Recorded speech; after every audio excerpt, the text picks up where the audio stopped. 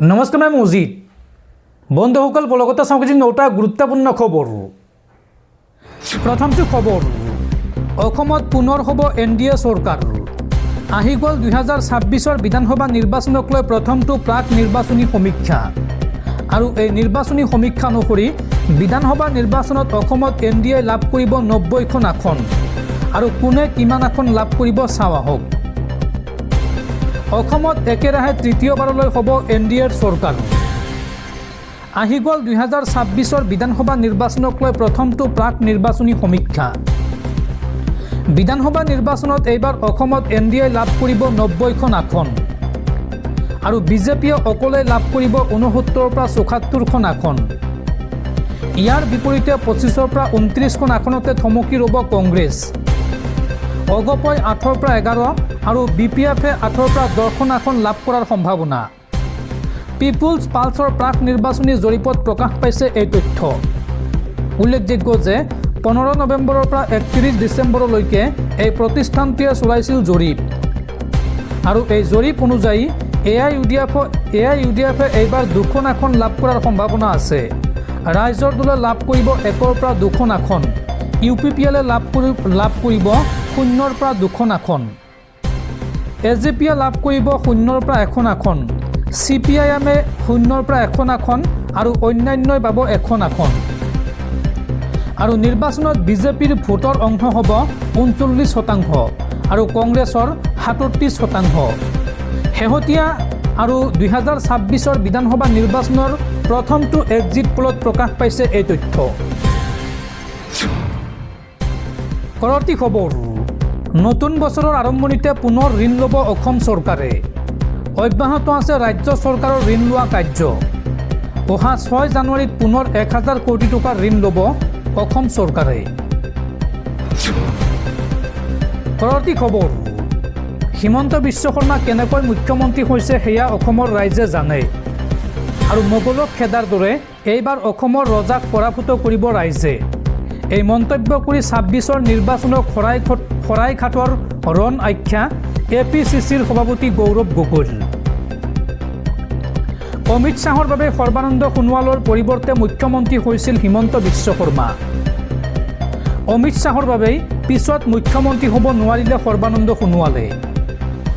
হিমন্ত বিশ্ব শৰ্মা মুখ্যমন্ত্ৰী কেনেকৈ হৈছে সেয়া অসমৰ ৰাইজে জানে। অমিত শ্বাহৰ প্ৰতি মৰম বেছি মুখ্যমন্ত্ৰী হিমন্ত বিশ্ব শৰ্মাৰ। এইবাৰ ৰাইজ বনাম ৰজাৰ যুঁজ হ'ব। অহংকাৰী ৰজা আৰু অসমবাসী ৰাইজৰ মাজত হ'ব যুঁজ। মোগলক খেদাৰ দৰেই অসমৰ ৰজাক পৰাভূত কৰিব অসমৰ ৰাইজে। অমিত শ্বাহৰ বাবেই সৰ্বানন্দ সোণোৱালৰ পৰিৱৰ্তে মুখ্যমন্ত্ৰী হৈছিল হিমন্ত বিশ্ব শৰ্মা। এই মন্তব্য APCCৰ সভাপতি গৌৰৱ গগৈৰ। দৰ্শকসকল, আৰু বহুতো গুৰুত্বপূৰ্ণ খবৰ আছে।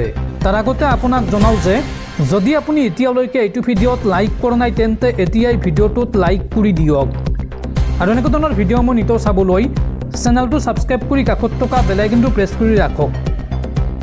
পৰৱৰ্তী খবৰ, শ্যাম কানু মহন্ত সিদ্ধাৰ্থ শৰ্মাক অসুৰ দানৱ আখ্যা জুবিন পত্নী গৰিমা শইকীয়া গাৰ্গৰ। এই অসুৰকেইটা বধ হ'বই লাগিব। জুবিন গাৰ্গ নোহোৱা হৈ যোৱাটো সাধাৰণ ঘটনা নহয়। এই দানৱকেইটাই শাস্তি পাবই লাগিব। আদালতত উপস্থিত হৈ এই মন্তব্য জুবিন গাৰ্গৰ পত্নী গৰিমা শইকীয়া গাৰ্গৰ। সিদ্ধাৰ্থ শৰ্মা শ্যাম কানু মহন্তক অসুৰ দানৱ আখ্যা জুবিন পত্নী গৰিমা শইকীয়া গাৰ্গৰ। এই অসুৰকেইটাক মই মানুহ বুলি নকওঁ। এই দানৱকেইটাই শাস্তি পাবই লাগিব। জুবিন গাৰ্গ আমাৰ সকলোৰে আৱেগ আছিল। জুবিন গাৰ্গ নোহোৱা হৈ যোৱাটো সাধাৰণ ঘটনা নহয়। এই অসুৰকেইটা বধ হ'বই লাগিব। জুবিন গাৰ্গৰ গোচৰৰ শুনানিৰ পিছত এই মন্তব্য গৰিমা শইকীয়া গাৰ্গৰ। পৰৱৰ্তী খবৰ, ৰাজ্যত পুনৰ চলিব সৰ্ববৃহৎ উচ্ছেদ অভিযান। এইবাৰ ৰাজ্যৰ 12 লাখ বিঘা ভূমিত চলিব উচ্ছেদ অভিযান। অচিনাকি লোকৰ বিৰুদ্ধে কঠোৰ মুখ্যমন্ত্ৰী হিমন্ত বিশ্ব শৰ্মা। বেদখলকাৰীৰ বিৰুদ্ধে কোনো কাৰণতে উচ্ছেদ বন্ধ নহয় ৰাজ্যত। ৰাজ্যত এইবাৰ 12 লাখ বিঘা ভূমিত চলিব উচ্ছেদ অভিযান। অচিনাকি লোকৰ বিৰুদ্ধে কঠোৰ মুখ্যমন্ত্ৰী হিমন্ত বিশ্ব শৰ্মা। বেদখলকাৰীৰ বিৰুদ্ধে কোনো কাৰণতে উচ্ছেদ বন্ধ নহয়। এখনৰ পিছত আনখন জিলাত চলিছে উচ্ছেদ অভিযান। এই পৰ্যন্ত 1,60,000 ভূমি ভূমি বেদখলমুক্ত হৈছে। বৰ্তমানে অতি কমেও 12 লাখ বিঘা ভূমি বেদখলকাৰী কবলত আছে আৰু সকলো বেদখলী ভূমি উচ্ছেদ কৰা হ'ব। এই মন্তব্য ৰাজ্যৰ মুখ্যমন্ত্ৰী ডক্টৰ হিমন্ত বিশ্ব শৰ্মাৰ। পৰৱৰ্তী খবৰ, 26 বিধানসভা নিৰ্বাচনক লৈ প্ৰাৰ্থী তালিকাৰ বৃহৎ খবৰ। টিকট কৰ্তন হ'ব পাৰে 20 গৰাকী বিজেপিৰ মন্ত্ৰী বিধায়কৰ। কোন কোন মন্ত্ৰী বিধায়কৰ টিকট কৰ্তন হ'ব পাৰে চাওঁ আহক। 26 বিধানসভা নিৰ্বাচনক লৈ প্ৰাৰ্থী তালিকাৰ বৃহৎ খবৰ। নিৰ্বাচনী প্ৰস্তুতিৰ বাবে বিজেপিৰ হাই ভল্টেজ বৈঠক। টিকট কৰ্তন হ'ব পাৰে 20 গৰাকী বিজেপি মন্ত্ৰী বিধায়কৰ।